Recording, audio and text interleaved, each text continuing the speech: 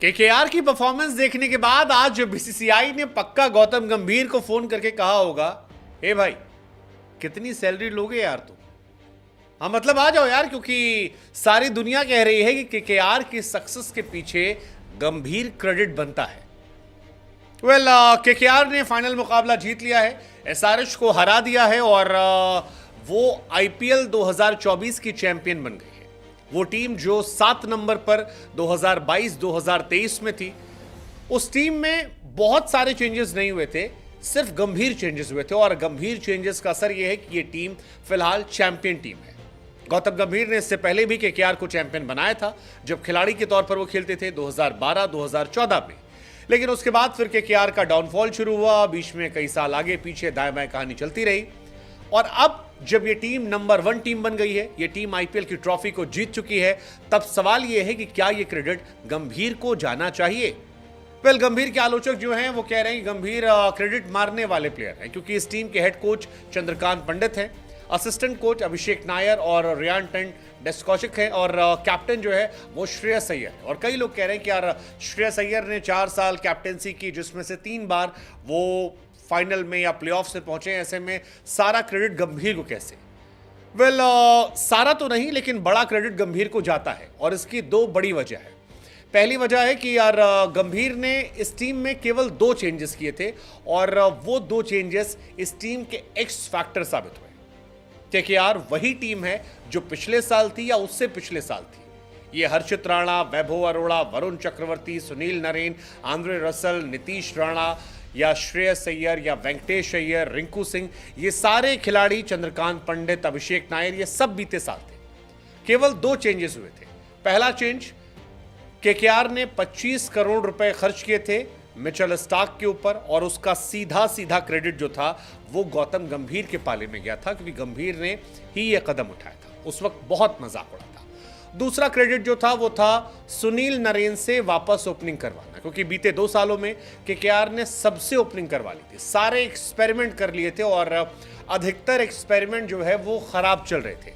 लेकिन जब सीजन खत्म होता है तब आपको यह नजर आता है कि दोनों एक्सपेरिमेंट जो गौतम गंभीर ने किए थे, वही दोनों एक्सपेरिमेंट इस टीम के सबसे बड़े एक्स फैक्टर साबित होते हैं। आप क्वालिफायर 1 देखिए, क्वालिफायर 2 देखिए, दोनों जगह पर मिचेल स्टार्क ने एक तरफा गेंदबाजी की और फाइनल में या उससे पहले क्वालिफायर 1 में मैन ऑफ द मैच का खिताब हासिल करके अपनी टीम को जिता दिया। और उससे पहले प्लेऑफ के जितने मैचेस थे वहां पर एक तरफा परफॉर्मेंस जो है वो सुनील नरेन ने बल्ले से कर दी थी। Almost 500 run, 16-17 wicket, that was insane and that's Gautam गंभीर फॉर।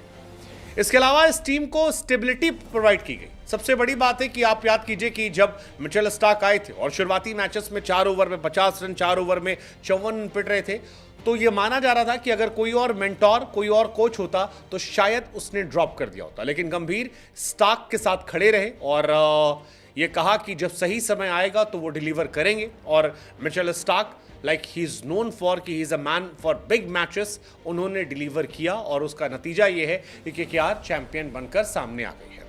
हर्षित राणा, वैभव अरोड़ा को साथ में खिलाया, सुयश शर्मा को नहीं खिलाना था तो पूरे सीजन नहीं खिलाया।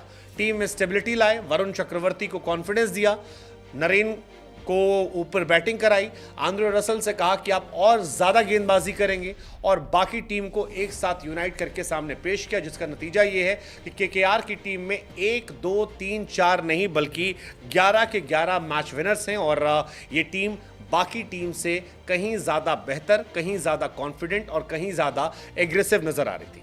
एसआरएच जैसी टीम को एक सीजन में 3 बार हराया, दैट्स शॉकिंग। पहली बार 4 विकेट से, दूसरी बार 8 विकेट से और तीसरी बार फाइनल मुकाबले में। गौतम गंभीर ने बार बार कहा कि जितने भी डिनर होते हैं, पार्टीज होती हैं, पीआर एक्टिविटीज होती हैं, इन सब से नहीं होता। रियल टीम बॉन्डिंग जो होती है वो अप्रिशिएशन से होती है और गंभीर ने अपनी टीम को अप्रिशिएट भी किया, बार बार वो कहते रहे और अब ये बताया कि उनके आने से टीम जो है वो कितनी ज़्यादा बदल सकती है, कितनी ज़्यादा पलट सकती है। वैसे गौतम गंभीर एक टीम मैन के तौर पर जाने जाते हैं, ये हम नहीं कह रहे, ये वसीम अकरम ने कहा था। दरअसल 2012 में जब केकेआर जीती थी तब गंभीर को लेकर अकरम ने बताया कि गंभीर ने रिक्वेस्ट की थी मैनेजमेंट से कि जितने भी लोग हैं, चाहे वो स्टैटिशियंस हैं, किटमैन हैं, उन सबको प्राइस का सेम पैसा दिया जाए।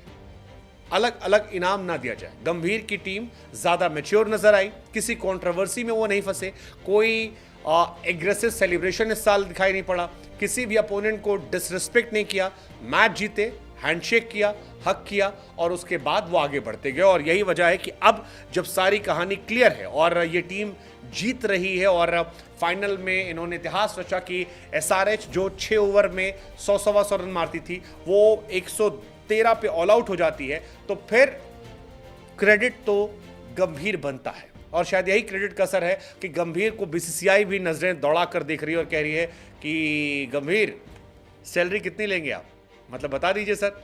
गंभीर को ऐसे इंडियन टीम का कोच ही बनना चाहिए। गंभीर में लीडरशिप क्वालिटी है, हम सब जानते हैं, जबरदस्त लीडरशिप क्वालिटी है और कमाल के वो प्लेयर हैं। उनकी लीडरशिप क्वालिटीज़ को लेकर कभी किसी को कोई क्वेश्चन नहीं करना चाहिए। गंभीर 2.0 जो है वो थोड़ा मिलनसार भी हो गया है। विराट कोहली से रिश्ते जो हैं वो ज़्यादा बेहतर हैं। एक्सपीरियंस उनका लाजवाब है, कमाल है। फिर टीम में जो वो फैसले लेते हैं वो बड़े कमाल है। तो overall he is a perfect material for Indian team coach. Let's just hope कि ये हौसला, ये जज्बा जो केकेआर में पैदा हुआ है और एक ही सीजन में 7 नंबर से नंबर 1 बनाया है, ये आगे आपको और दिखाई पड़े और ये टीम जो है ज़्यादा बेहतर यूनिट के तौर पर सामने आए और यही नतीजा इंडियन टीम में है। बिकॉज गंभीर के जाने के बाद हमने कोई वर्ल्ड कप जीता नहीं है 2007 2011। लेट्स जस्ट होप कि गंभीर का अनुभव इंडिया के काम आए और इंडिया एक अच्छी सी ट्रॉफी उठाए। यार WTC से शुरुआत इसकी हो सकती है। लेट्स जस्ट होप कि इसकी शुरुआत WTC से हो। क्या बोलती पब्लिक? केकेआर की सक्सेस में कितना क्रेडिट गंभीर का? 10 में से लिख दीजिए।